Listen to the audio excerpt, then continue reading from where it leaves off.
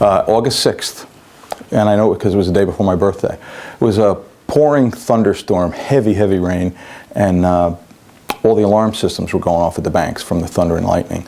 So I was sitting behind a building on Route 9W because during the heavy downpour, there was a rear-end accident. 2 cars hit at the intersection, so I pulled up. One was an older woman, and I had them pull behind this building at the intersection to get off the roadway to do the accident reports. We were sitting in a parking lot, and I had the woman in my car, and the other car was parked next to us, and a call came over, a bank alarm going off, and it was the Stewart Airport branch of the Bank of New York. So I could hear all the other cars running out to the Stewart branch. So it had been raining so hard, so heavy, and it was about 90 degrees out. I remember getting out and removing my bulletproof vest and putting my shirt back on, because those days the bulletproof vests were a lot heavier than they were today. So I remember throwing that in the back seat, putting my shirt back on. I just couldn't handle it anymore. And doing the report, and I hear them all run into the Bank of New York out in Stewart Airport, which is probably 5 miles from where I am. A couple minutes later, I hear the dispatcher come on and say, correction, it's not the Bank of New York at Stewart Airport, it's the Bank of New York at Squire Village, which was about 300 yards where I was sitting doing this action report, and that it's an actual robbery.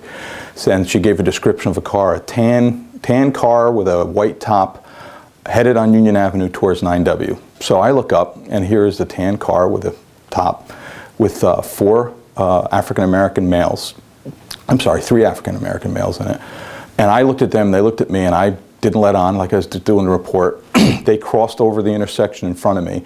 As soon as they passed, I asked the woman, get out of the car. I got this woman out of my car in the pouring rain.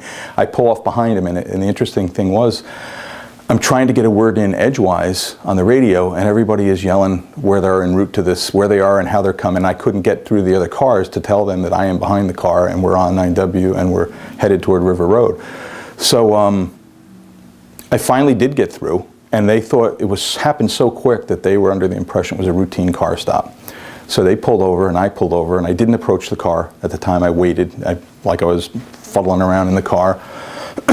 Enough time for other cars to swoop in. City of Newburgh came from the other direction, and we surrounded them. Well, they were 3 members of the 5% Nation at the time. They were called a radical prison Muslim group who were armed. And I wore my vest every day since then. But it was an interesting case, how it happens like that. And even as chief, when I first made chief, I don't wear the vest in the building, but I have my vest jacket hanging on my door. And we had a couple years ago, we had an active shooter in a factory in New Windsor who walked in the front door, a disgruntled employee, and shot 3 people, killed 1, and shot the other 2 in the head who happened to survive.